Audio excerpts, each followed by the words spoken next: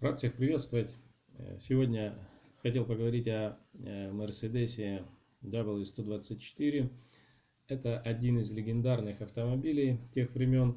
Выпускался он с 84 по 96 год. Имел три типа кузовов. Это был седан, купе и универсал. Вообще кузова Мерседеса 124 серии имеют очень хорошее лакокрасочное покрытие и антикоррозийную защиту. И если кузов не ремонтировался, то следов большой коррозии на кузове вы не встретите. Хотя есть несколько ключевых нагруженных мест, которые в силу возраста и тяжелой эксплуатации все же подвержены коррозии и требуют внимания почти у всех нынешних экземпляров. Среди них это места крепления передних стаканов, крепления заднего подрамника, упоры задних пружин и места установки домкратов, ну и также бывают и пороги. Мелкая ржавчина может встречаться на нижних кромках дверей, область передних фар, под резинками стекол, под боковыми накладками дверей. Также может быть в местах трения плохо закрепленных пластиковых деталей и кузова. Салон в автомобиле очень удобный, и стоит заметить, что применялись очень качественные материалы и отличная шумоизоляция. Для задних пассажиров не очень много места на самом деле, но в то же время и его недостатка тоже нету. То есть на заднем ряду вполне нормально. В сочетании с мягкой подвеской автомобиль очень комфортный, даже несмотря на его солидный возраст. Обшивка салона и панели не создают шумов при движении и каких-то хрустов. Сиденья очень удобны, но так как в них использованы пружины, а не пружинного типа, то из-за возраста может быть скрип при посадке и высадке. В 124 есть несколько таких особенностей, которые не часто встречаются в других автомобилях. Это один дворник, не два дворника, а один дворник, который двигается не только влево-вправо, но еще и вверх-вниз, чтобы покрывать всю площадь стекла. Стояночный тормоз выполнен в виде педали, которая расположена возле педали сцепления, и снятие со стояночного тормоза осуществляется рычагом внизу на панели. Привод замков дверей багажника и лючка осуществляется через пневматическую систему, которой управляет компрессор, расположенный в багажнике. Электропривод люка расположен в багажнике. Крышка багажника универсала выполнена на торсионах, что гораздо лучше и приятнее, чем традиционное использование масляных амортизаторов. Также очень приятная опция такая, которая не может не порадовать, это подогрев бачка омывателя. Даже если вы забыли залить незамерзающий омыватель, то даже если он у вас замерз, то он все равно оттает после того, как двигатель нагреется, и вы сможете поправить эту ситуацию. Это очень классно, я считаю. Такая интересная система, как система контроля исправности ламп, которая отслеживает состояние лампочек в передних фарах и в задних фарах, подсветки заднего номера. С ней бывают проблемы, которые в основном связаны с установкой неправильных ламп в эти фары. И система поэтому не может нормально работать. В частности, несколько из этих особенностей создают довольно часто проблемы. Это компрессор вакуумной системы, механизм дворника и привод люка. Автомобиль выпускался с двумя типами привода. Это был задний привод и полный с названием Fomatic. На данное время большинство встречающихся автомобилей с задним приводом, так как Fomatic в силу своей конструктивной сложности сейчас редко у кого вообще нормально работает. И если даже автомобиль был полноприводным, он переделывается на задний привод. На самом деле система Fomatic вообще очень хороша, если исправна. При пробуксовке задних колес, одного из заднего колеса, включается блокировка заднего моста.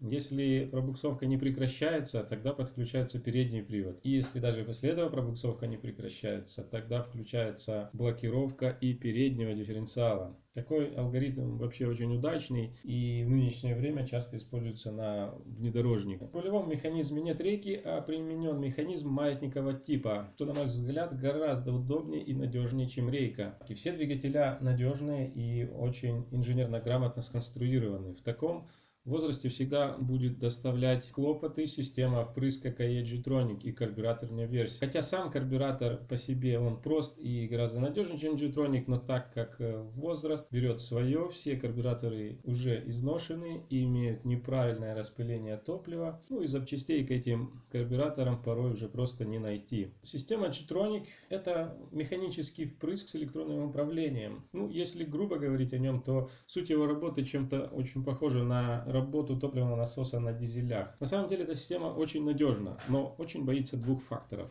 Это время и неграмотных рук. От последнего гораздо больше вреда. Кстати, эти машины часто продают, так как не могут нормально настроить работу этого впрыска. И действительно толковых мастеров мало. И в основном никто не хочет браться за ремонт этой системы. Проблема, которая может преподнести вам G-Tronic, это нет или сильно плавают холостые обороты, повышенный расход, на холодную заводится и сразу глохнет. Плохо заводится горячая или плохая тяга. Ну, вот это такие в основном самые распространенные проблемы с этим впрыском. Так что если вы решитесь покупать автомобиль с механическим впрыском, будьте готовы, что либо самим разбираться в этой системе, ну, либо же иметь в знакомых того, кто умеет это делать. Самыми удачными среди бензиновых себя зарекомендовали двигателя 2.0 и 2.2 с электронным впрыском. Часто на бензиновых версиях выходит из строя реле бензонасоса.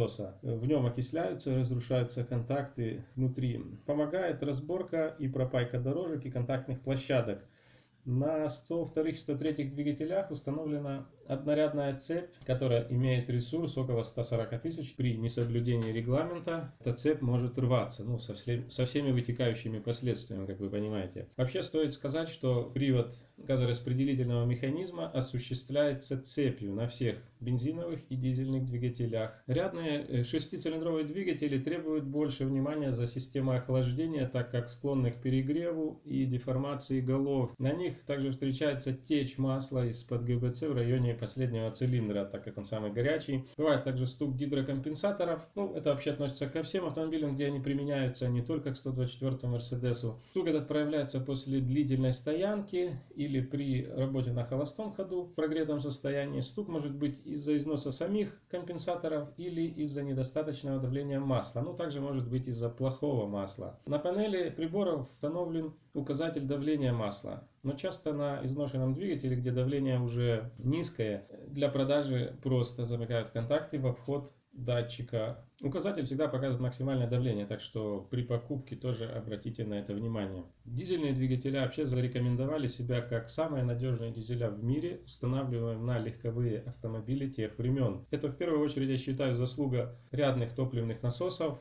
Такая схема вообще применялась на грузовой технике, когда на каждый цилиндр работала своя плунжерная пара. Стоит заметить, что все дизеля 124, кроме 2.0, не отличались особой экономичностью. Двухлитровый дизель в основном закупался европейскими таксопарками, так как он является самым экономичным. На турбированных версиях динамика на приемлемом уровне, но тоже не ждите каких-то фантастических показателей даже от 3-литрового турбодизеля. Коробкам передач и мосту замещаний нету, и если своевременно проводить замену масел, то ремонты этим узлам не требуются и по сей день. Проблемы могут быть при отсутствии масла или недостаточном уровне его, после чего наблюдается вой в движении, но даже с таким неполадками авто может еще относительно долгое время поездить. Здесь хочу заметить, что в механическую коробку нужно заливать масло для автоматической коробки, а не обычное трансмиссионное масло, как некоторые думают, типа 80W90. Для полной замены нужно примерно где-то 1,5 литра масла. На всех версиях бывают проблемы, связанные с системой вакуумных трубок. Из-за маленькой трещины может быть много малообъяснимых проблем, как с дизелем, так и с бензиновым двигателем. Поиски устранения этих дефектов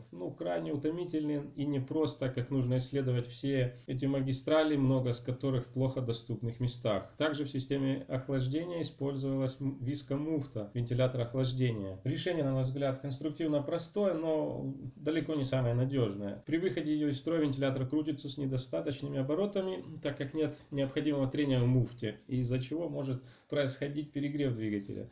Суммируя все сказанное, можно сказать, что автомобиль очень качественный, он крепкий, он надежный, обладает хорошей плавностью хода и хорошо ремонтопригоден. Но из-за такой высокой надежности и неприхотливости агрегатов владельцы порой не очень следили за регламентными работами, и поэтому основная масса таких автомобилей автомобилей, как правило, продаются с множеством проблем, которые придется устранять. И если все сделать качественно, то на полное восстановление потребуется значительная сумма, порой выше стоимости покупки самого такого автомобиля. Но если вы сможете восстановить, даже установив часть бэушных оригинальных запчастей, то этот автомобиль будет еще очень долго радовать вас своей надежностью и неприхотливостью. Я считаю все же, что Mercedes 124, 123, 126 серии это вообще самые надежные, самые крепкие среди автомобилей той эпохи. Благодарю вас за просмотр. Всем хороших покупок. До свидания.